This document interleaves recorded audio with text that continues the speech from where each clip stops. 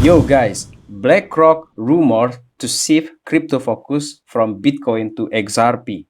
Tentu saja, teman-teman, tentu saja berita ini sangat-sangat membahagiakan bagi XRP Army. Orang-orang yang sudah hold XRP-nya, sudah hold BAX-nya sekian lama, teman-teman, melewati berbagai rintangan, berbagai bear market.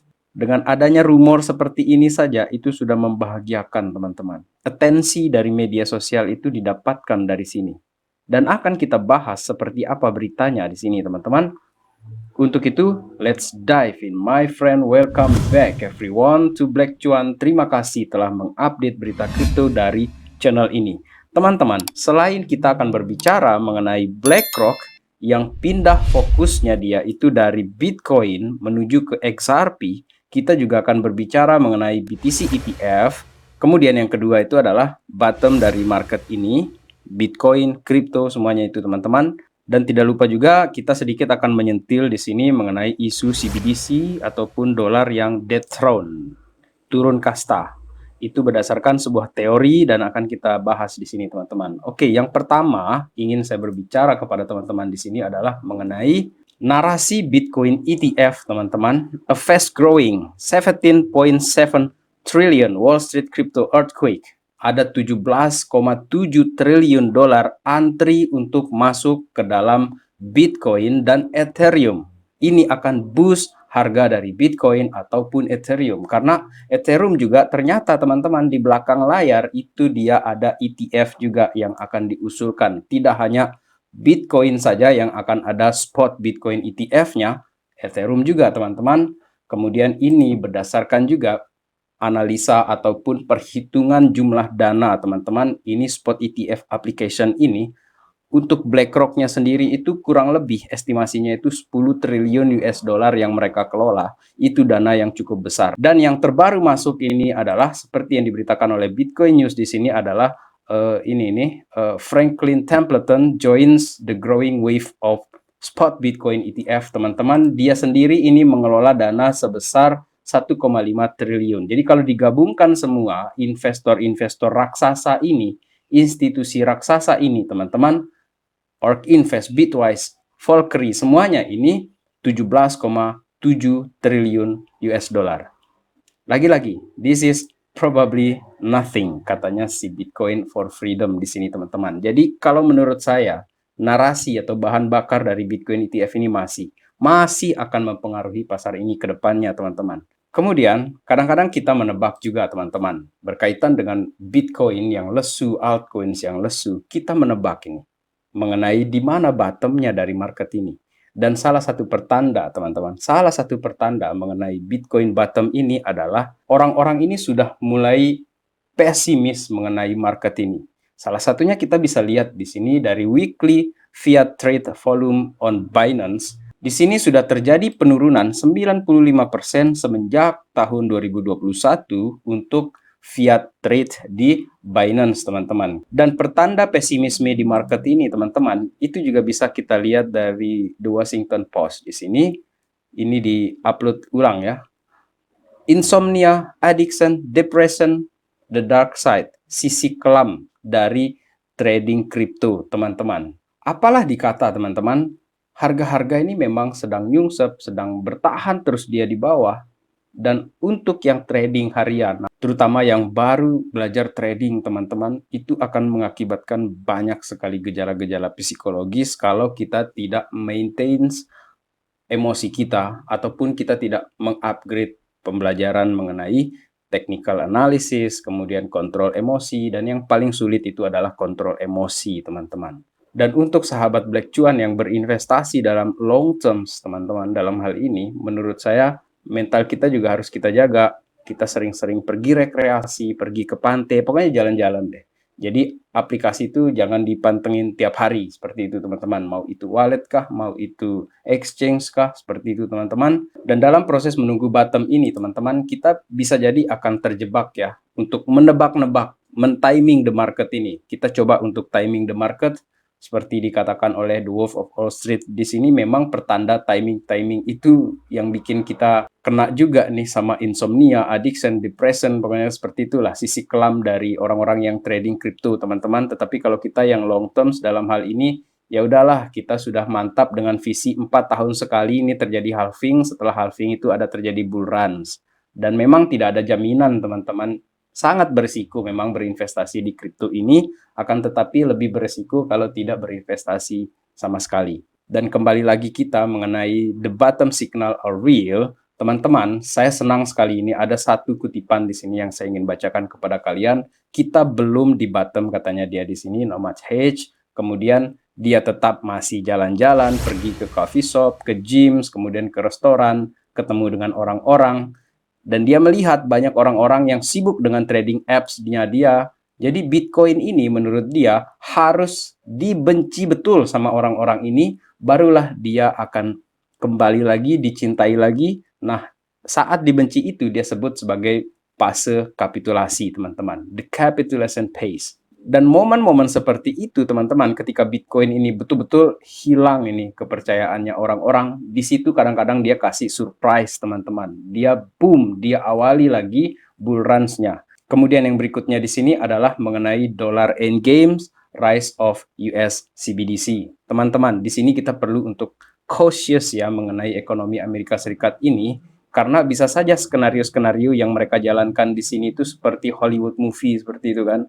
Karena menurut saya aneh juga ada sebuah negara yang benar-benar punya power, dalam pemberitaannya itu dikatakan bahwa dia ini akan bangkrut. Dari hal ini, teman-teman, sebuah analisa yang menarik di sini mengenai dethrone the US dollar ini dikatakan oleh Miles Franklin yang merupakan CEO dari Andy Sketchman, itu menyatakan bahwa dia sengaja bikin segala skenario ini yang ujung-ujungnya akan dipaksa orang ini untuk sign up ke CBDC. Salah satunya adalah bank collapse, kemudian inflasi, menyebabkan inflasi terjadi sendirinya di dalam negara mereka sendiri. Masa kita tidak bertanya-tanya mengenai hal ini, katanya dia ya. Kemudian tujuannya adalah dia ingin weaponize the dollar, teman-teman. Dan dolar yang akan dipersenjatai ini tentu akan hadir dalam formula atau bentuk yang baru. Seperti itu, teman-teman. Jadi menurut saya untuk ekonomi Amerika Serikat ini yang sering kita gonjang-ganjingkan ya mengenai BRICS segala macam, menurut saya akan butuh waktu sekali ya untuk BRICS bisa menggantikan posisi US dollar. To dethrone the US dollar is not that easy, guys. It takes time. Dan karena kita tahu bahwa mata uang itu bisa mereka cetak kapan saja, kemudian mereka bisa bikin berita atau rumor seperti apa, mereka bilang inflasi segala macam, tidak lebih, tidak kurang untuk tetap maintain the power kepada orang-orang. Mereka ingin tetap punya kuasa terhadap orang lain, teman-teman. Jadi menurut saya salah satu opsi untuk tetap manusia ini memiliki privacy, memiliki value dari asetnya itu adalah salah satunya, teman-teman, ada di aset-aset digital seperti Bitcoin, crypto, ataupun pola-pola format yang lainnya lah. Dan kalau kita berbicara teman-teman mengenai transaksi keuangan digital ataupun yang akan shifting dari pola lama ke pola yang baru, teman-teman, Bitcoin seperti saya katakan di awal itu memang dipertanyakan mengenai utilitasnya. Dan ada kripto yang memang dia muncul ini tidak dengan isu untuk menggantikan sistem perbankan yang ada, tetapi dia partners dengan perbankan yang ada, yang sudah ada ini, teman-teman. Malah dia ingin mengembangkan. Tidak seperti Bitcoin yang akan total menggantikan sistem lama ke sistem yang baru. Itu isunya, narasinya seperti itu, teman-teman.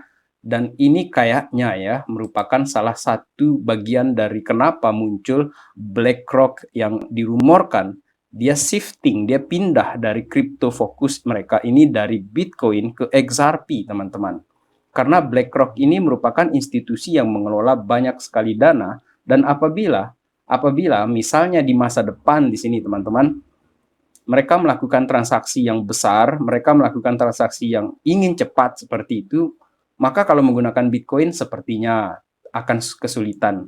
Meskipun sudah ada Lightning Networks, dan Lightning Network ini kan juga sering terjadi bermasalah juga, seperti yang di Januari kemarin itu, ketika banyak yang minting NFT di sana, malah jaringan Bitcoin-nya malah dia terjadi pemacetan, seperti itu, teman-teman. Dan mengenai benarkah XRP yang menjadi fokus dari BlackRock di sini, saya bisa menjawab seperti ini, bahwa XRP ini bisa digunakan oleh BlackRock ini untuk menjangkau perbankan-perbankan, untuk menjangkau bisnis-bisnis dia yang ada di luar negeri. Bahkan untuk borderless payment itu bisa dijangkau dengan menggunakan teknologi yang ada di Ripple ini ataupun menggunakan XRP sebagai alat transaksinya, teman-teman. Dan dalam hal ini, teman-teman, saya tidak mencampur adukan ya mengenai BlackRock yang sedang mengajukan untuk spot Bitcoin ETF, teman-teman. Saya tidak mencampur adukannya.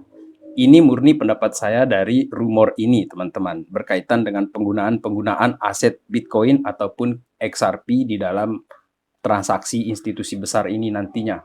Dan supaya juga tidak menyebabkan ini rumor yang dibesar-besarkan, teman-teman, saya juga mengutip ini dari You Today bahwa dikatakan, no, BlackRock is not buying XRP. Dan ini sudah dikonfirmasi ya bahwa memang belum ada solid statement yang keluar dari pihak BlackRock ataupun XRP mengenai kejadian ini.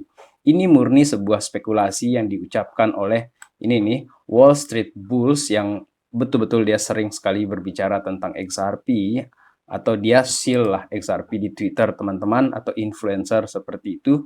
Kemudian Wall Street Bulls ini mendapatkan perhatian, mendapatkan atensi, bahkan investing.com di sini pun memberitakannya seperti yang saya tampilkan di awal video ini atau barusan tadi, teman-teman.